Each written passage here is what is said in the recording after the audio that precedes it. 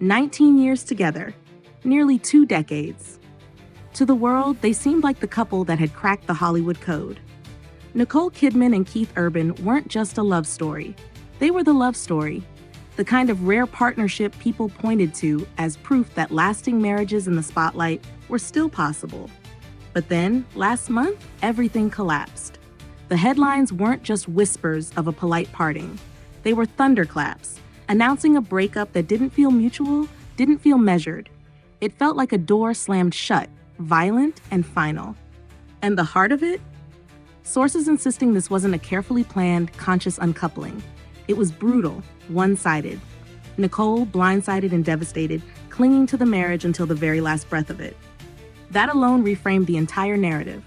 A stark lesson in the difference between signing divorce papers and actually being ready to say goodbye. Because while the legal machinery was already in motion, emotionally, she was still fighting, still hoping. That contradiction became the center of this story, the paradox of a woman legally preparing for the worst while still praying for the best. The documents themselves tell one story. August 29th, Keith Urban signed the parenting plan. A week later, on September 6th, Nicole signed. By the end of the month, the divorce was filed. Clinical, procedural, all mapped out. But the emotional story, according to sources, couldn't have been more different.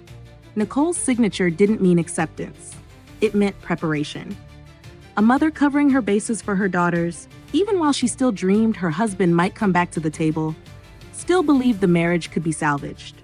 The real blindside wasn't the paperwork, it was the finality. The moment Keith made it unmistakably clear, this was over. And that's when the contrasts grew starker. Nicole stayed in the Nashville home, anchoring life for their daughters, Sunday Rose, now 17, and Faith Margaret, 14. The court documents codified what had already been their reality. She was named the primary residential parent, the girls with her 306 days a year, compared to Keith's 59. She held final authority on decisions about health, education, and welfare. The legal terms gave her the role she was already living, the stable parent, the anchor. But what they couldn't give her was the marriage she was still fighting for. Then came the financial severing, which on the surface looked neat and bloodless. No spousal support, both earn well above the threshold. Child support prepaid, a clean break. No checks to exchange, no ties to maintain. But buried within the agreements was the detail that turned a clean cut into a wound. A clause from their prenuptial agreement, the infamous sobriety clause. 4 months after their wedding in 2006, Keith had entered rehab. Nicole had staged the intervention, stood by him, became his fiercest supporter. And the prenup? It tied money directly to sobriety, stipulating Keith would receive $600,000 for every year he remained sober during their marriage. After 19 years, that meant more than $11 million. On paper, it was just another provision. But in practice, sources say it cut her deeply. For Nicole, this wasn't just money. It was salt in the wound. He was walking away from the marriage she fought to save, but walking away with millions tied to the very sobriety she had helped him hold on to. Something he should have done for himself and their family became a payout, a line item in the divorce. And that, more than the logistics of custody or property, left her devastated. It forced everyone to re-examine their public appearances, those carefully curated images that, with hindsight, now feel like masks. Just last year at the AFI Life Achievement Award Gala, Keith gave a tearful speech crediting Nicole with saving him back in 2006, choosing love when others doubted him. Less than a year later, he was preparing to leave. And then, in June of this year, Nicole posted a black and white anniversary photo, writing, "Happy anniversary, baby, for the world to see." That was weeks after Keith had already signed the parenting plan. For her, it was still a campaign to preserve the marriage. For him, the decision seemed already made. The cracks appeared in his own public behavior too. A sudden disconnection from a radio interview when asked about her on-screen love scenes, visible discomfort when pressed about their amazing love story. While she projected the perfect couple, he looked like a man already pulling away, waiting for the legal formalities to finish. Their last public appearance, at a soccer match in Nashville, now feels like a tableau of distance. The body language awkward, the smiles thin. The performance was fraying, the reality breaking through. The question that inevitably follows is why? Why did a marriage that withstood the test of fame, distance, and time finally collapse after nearly 2 decades? Publicly, the reasons offered were the familiar ones: conflicting schedules, long separations, the physical distance eroding intimacy. Nicole filming Practical Magic 2 in London while Keith crisscrossed America on tour was cited as the breaking point. He never sees Nicole, one source bluntly put it. But the problem with that explanation is how ordinary it sounds, how ready-made for a celebrity press release. After all, distance is practically the default condition of Hollywood couples, and many find ways to navigate it. So was it really the reason, or simply the palatable excuse? To those close to Keith, the split looked inevitable, almost procedural. They described a slow drift, a marriage unraveling quietly, with his exit a natural progression rather than a dramatic rupture. For Nicole, however, it was no drift. The narrative of her shock, the blindsided devastation, suggests something sharper, more sudden. And that gap in perception tells its own story. One partner slowly letting go while the other clung harder than ever, believing there was still something to save. Then came the rumors, louder and more insistent with each passing week. Whispers that Keith had already moved on, that there was someone new in the picture. Though unconfirmed, the speculation spread quickly in Nashville circles, with sources claiming the signs were everywhere. If true, it would recast the entire divorce in a different light.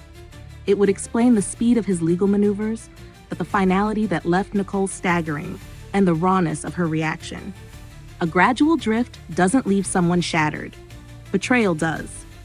In the immediate aftermath, Nicole turned inward, drawing strength from the one constant she's always leaned on, her family. Reports described her sister Antonia as her unshakable rock, with the wider Kidman family closing ranks around her.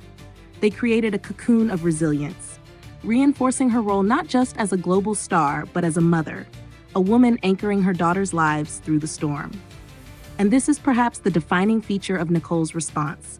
She fought for the marriage until the end, but once the door slammed shut, she pivoted instantly. She marshaled her resources, emotional, familial, financial, and focused all of it on stability for Sunday Rose and Faith Margaret. Still, beneath that grace and resolve lies a more sobering truth. For nearly 2 decades, she embodied the perfect Hollywood wife, holding up an image of stability, loyalty, and love. And yet, behind the red carpet smiles were prenups stipulating millions tied to sobriety, law of court filings mapping out custody splits, and a partner who had already emotionally left long before the public knew. The cost of maintaining that image was immense. And that leads to the final, piercing question this story forces us to confront. How often does the desperate fight to preserve a relationship's public ideal blind one partner to the private reality that the other has already walked away in every way that matters? For Nicole, the heartbreak wasn't just losing the marriage, it was realizing she had been the last one still standing in it. What lingers after the dust settles is not only the story of Nicole Kidman and Keith Urban, but the larger truth it illuminates about love, image, and survival under the spotlight. For nearly 20 years, they stood as the shimmering counterexample to Hollywood's revolving door of relationships. Proof that devotion could weather addiction, distance, and the relentless grind of fame. And yet, when the curtain finally fell, the divide between their public story and private reality was staggering. The world saw a couple hand in hand at galas, glowing tributes from the stage, anniversary posts radiating romance. But beneath that glitter, legal documents had already been drafted. Clauses dating back to their wedding day were poised to detonate, and a partner had emotionally exited. What this reveals isn't just the end of a marriage, it's the profound cost of sustaining a performance. Nicole, by all accounts, fought like hell to hold on to both the reality and the image. She believed in the story she was projecting. Perhaps that belief blinded her to the quiet truth. Keith had already shifted into another chapter. The symbolic weight of this split rests in its contradictions. She walked away with custody and decision-making authority, anchoring her daughters with the same fierce resolve that carried her through earlier heartbreaks. But alongside that strength came the wound of betrayal. Financial clauses that turned sobriety into currency, public images that in hindsight read like fragile masks, and the devastating realization that love she was still clinging to had already slipped away. For her, it was a sudden rupture. For him, maybe just the last page of a long, private unraveling. And so their story becomes a lesson about the fault line between image and intimacy. Hollywood thrives on projection. The carefully crafted smiles, the speeches that sound eternal, the anniversaries posted online for millions to admire. But when the legal filings appear, those illusions collapse under the weight of cold facts and private choices. The Kidman-Urban split shows just how wide that gap can grow. It's not just about two people separating. It's about the danger of holding on to a fantasy so tightly that you miss the signs the other person has already let go. Yet, there is resilience here too. The resilience of a woman who has walked this road before, who knows what it means to face heartbreak in full view of the world, and who once again turns toward family, motherhood, and grace as her compass. The marriage may be over, but the legacy of strength she carries forward, for her daughters, for herself, is what endures. And maybe that is the final truth. In Hollywood, the love stories we believe in most are often performances, but the strength to survive their endings? That part is real.